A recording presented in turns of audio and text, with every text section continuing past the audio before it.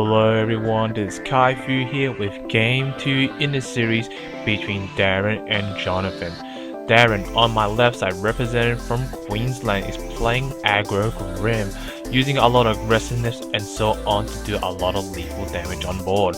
While on my right side we have Johnathan playing Pandora. It's a very common ruler. I'm pretty sure you guys are expecting white, but it's actually black Pandora, using a lot of ramping, using a lot of elvish Prix, riddles, felcing and so on to get the extra ramp going and able to turn Pandora on turn 3 or 4.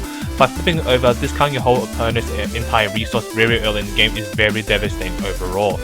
Now, this is the top 8 cut between for the Australia Grand Prix 2015. For those who don't know this event, it's actually a big event that held in Australia to go for World Championship in Japan. So this will be the top 8 cut, and once we go top 8, top 4 will get the invite. So let's get back to the game itself before I ramble on.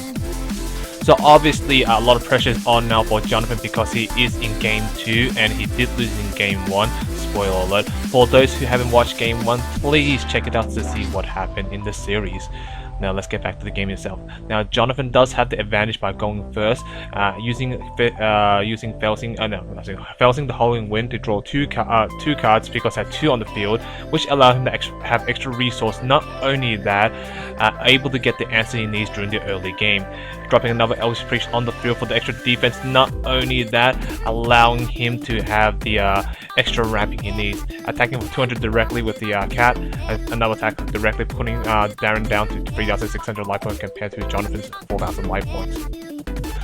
Now back to Darren's turn, and Johnathan actually popped the cat directly to the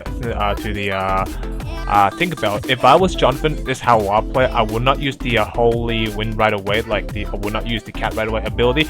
What I will do is just wait what does Darren does. If he does drop another resident on the field, I can chase onto the summon before it hits the field and tap and destroy the Tinkerbell. That's how I will play, because what it does is that it actually forces the opponent to commit something on the field, and once they do, they can't take it back.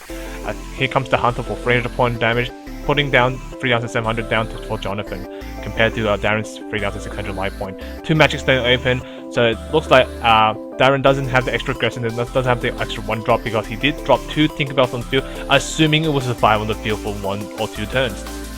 So obviously that plan failed, so now the pressure is on for Darren, because Darren did lose 2 of his strongest card, Tinkerbells. Tinkerbells is really strong in the early game and do a lot of damage to the board. Here comes the self that Johnathan just played on the field, and let's see what he do. And using cat again, doing 300 point damage directly to the Hunter. If I was Johnathan, maybe he forgot about to attack with it and do an extra 200 point damage, and able to do 200 point damage, and that 200 point damage could matter in the long run. Paying 1, put Elvish Priest on the field again. Now stealth is a very good card, because you know why? For this upcoming play, if Darren actually pays 1 for Grimm's ability and this card, it allows Johnathan to draw a card, because what stealth does has 2 abilities. The first ability that if your opponent discards a card by any effect at all, you draw a card. So pretty much it allows Johnathan to draw 1 card, which counters Grimm's ability to toolbox. Each time you pull toolbox, you allow him to draw additional 1 card. Second ability, each time your opponent lose a card on the field, you're able to salvage 1 from your graveyard, which is huge, because by able to salvage a lot of cards, get back all the cards you need like Elvish Priest, Riddle and so on, allows for the extra plays you need. Now this is not an actual good position for Darren, because Darren has to get rid of that stuff. If not, that each time he used Grimm's ability, it will actually force him to allow Johnathan to draw additional 1 card, and that additional 1 card could be the card that Johnathan needs. Paying 2, here comes Incoming Split Heaven and Earth, doing 1,200 damage directly to Johnathan and 600 damage towards Darren, putting down 3,000 life points compared to 2,000 life points. Now obviously Darren is putting everything on the board because he's expecting the Pandora Dark coming soon. By flipping it over by this time, I'm pretty sure it will discard the whole entire hand. Why not use it all at the same time? So that's how it feels like when first in Black Pandora. Here comes paying 2, here's the Judgment, discounting 2 cards from his hand, Thunder, and I can't see the other card from this angle. It was a Thunder, at least 1 Thunder, and passing turn. And let's see, And like I said before, Grimm does have an amazing top deck because all you need is top deck into a Fairy Tale, and once you top deck into Fairy Tale, discard for Grimm and search for a Cash Cat or whatever you need, or to repunish the field. If I was Darren, if I draw a Fairy Tale, I will actually discard it for a Cash Cat to get resources, not only that field present, blockable Resonator, not only that hand resource, because once you run out of resource against a Dark Pandora, not a good position.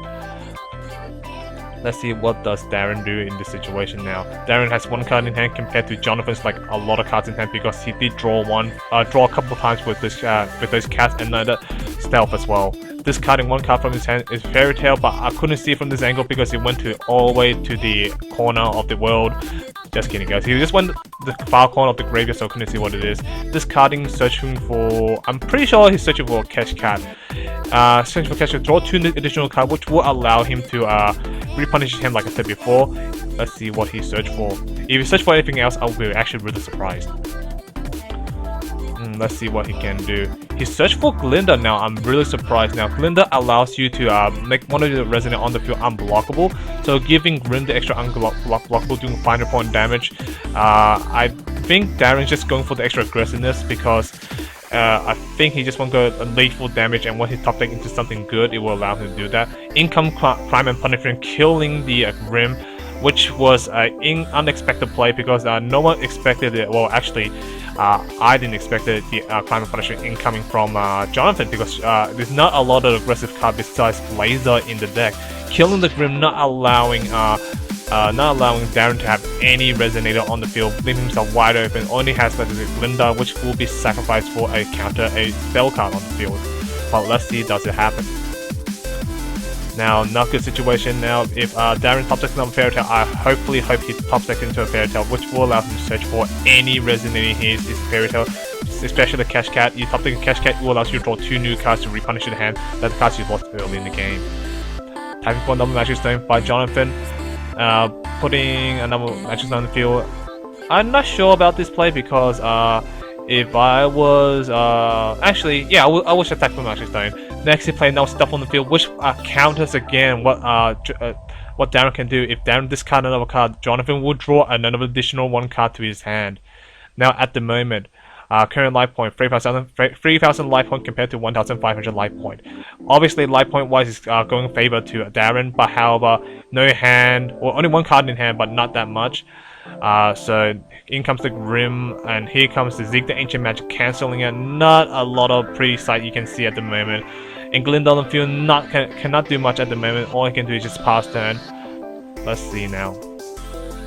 Back to Johnathan's turn. I do see Awakening of the End in his hand, so you can use that as a massive removal spell. But obviously he does not want to do that when he has board present, and not only that, his opponent doesn't have any big Resonator on the field or even weenie Resonator to go for the extra aggressive plays. So I can see why he's not playing anything at the moment. So let's go back to the game itself to Johnathan's paper. Johnathan, if I was Johnathan, I will go extra aggressive with the Pandora, and he actually tapped for a Magic Stone. Surprisingly, because if I was Johnathan, this is how I will do it. I will attack with the Pandora, forcing Darren to block. If he does block, for example, he actually leaves himself wide open for me to attack that Glinda, because once you run out of Resonate and you're in a top deck situation, you're in not a good position to win, because once you force the block, even if he doesn't block, you're doing at least 400 point of damage. So if he doesn't block, 400 point damage, which is a lot of, it could be a it could be a lot of difference from there. Instead of 2,400 life point, he will be maybe down to 2,000 life point, which is 500 point difference instead of 900 point difference.